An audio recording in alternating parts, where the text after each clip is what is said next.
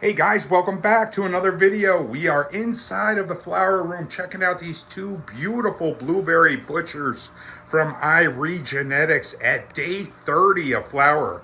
Guys, these girls have completely taken off since our last video about 12 days ago. I was waiting and waiting for them to hit their growth stretch. It was day 17, last video we dropped, and I thought they would just end up being these tiny little bush plants, but as you can see, they stretched.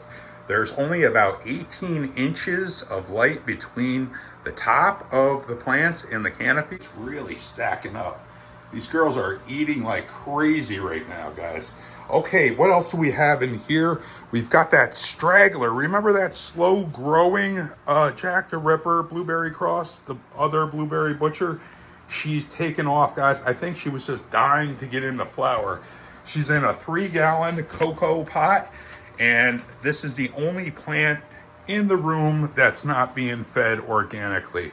And that's the way it's going to be right until we harvest her.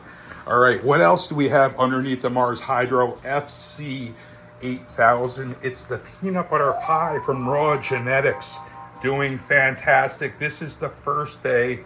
She really looks good.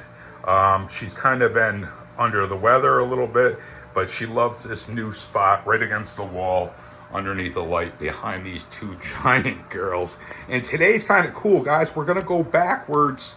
I'm going to show you what we did yesterday preparing the flower room. Things look a little bit different in here yesterday than they do today. We just brought in another light today, guys. That's the HLG 600R spec, and she's at her lowest setting, about 30%. And we have the two Ken Dog Hindu crosses at day 5. They were just in the corner being acclimated away from this FC 8000 because that's such a powerful light. We like to give them time. We don't want to shock them. And we're going to show you how we put these 3 Irie skunks. Actually, I have one 90s skunk here, guys. That's from Irie Genetics as well. These are 2-year-old tester seeds that we dropped into these buckets, and we're going to show you how we made those buckets yesterday as well. And the other two are the Irie skunks. 2 Irie skunks and 1 90s skunk. All tester seeds, all in the same batch of soil that we made up yesterday. All right, so it's going to be kind of a fun one. We'll back up. We'll show you all the work we did to get where we are right now, guys. Checking out these two Jack the Ripper blueberry cookie crosses. This is the Blueberry Butcher at day 29 of flower. Only about 18 inches to 2 feet from the top of the canopy on both of these plants to the Mars Hydro FC 8000.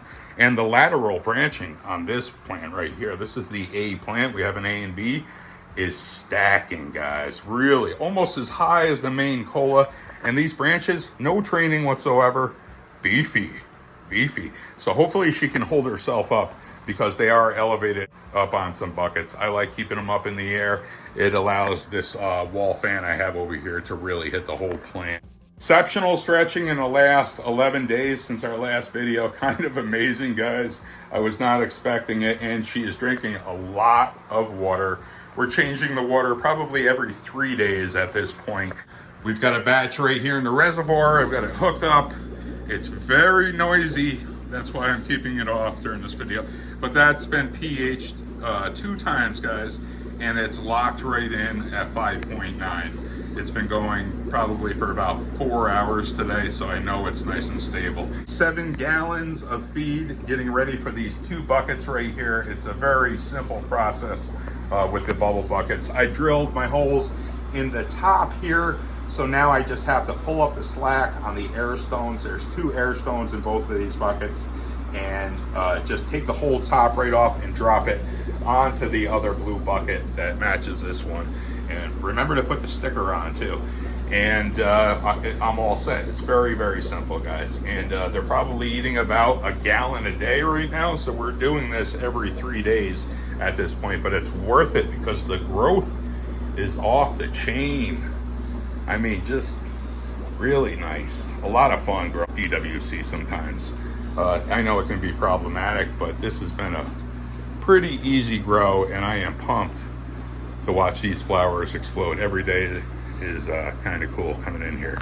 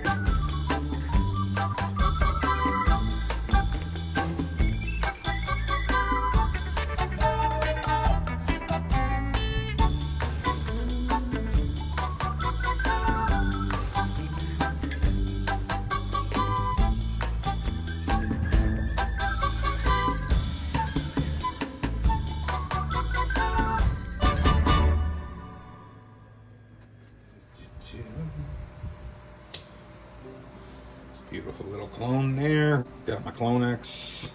Cocoa pH down to 5.6 because it always rises a little bit.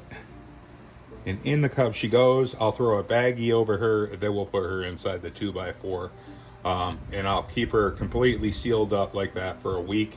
She'll start looking like crap, and then I'll take the bag halfway off or all the way off, and she'll come back to life. And I had to clean up the bottom of this plant anyways. It's about day 5 for these girls. They were just getting acclimated underneath this Mars Hydra FC 8000. I had them over in the corner over here, but we've since put up another light.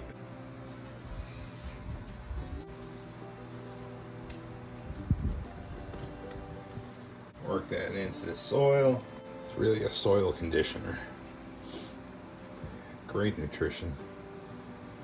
We decided to just grow organic in here this summer, guys. I had enough of the salts over the winter. That was fun while it lasted, but the dance is back on. We are back on organics. Hit it up with some of this as a top dress. As I said before, let me even out my medium here. All right, come in. Just I can spread it out as a top dress. Okay, little defense from the bugs. If I start seeing them around here, this will also drop up or dry up the top layer just in case I want to put some diatomaceous earth in here.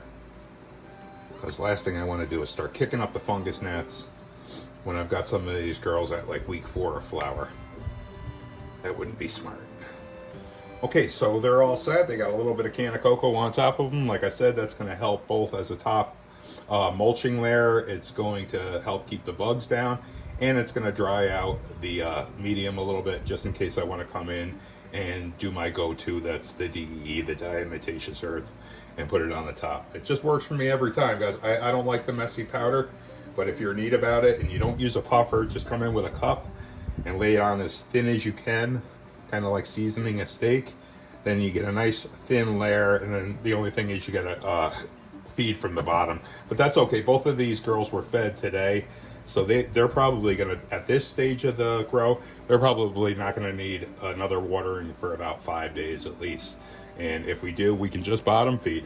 So that's probably what I'll do, just to have safety and peace of mind, is come in and put a thin layer of diatomaceous earth over these girls in about 4 or 5 hours after I know the top is nice and dry.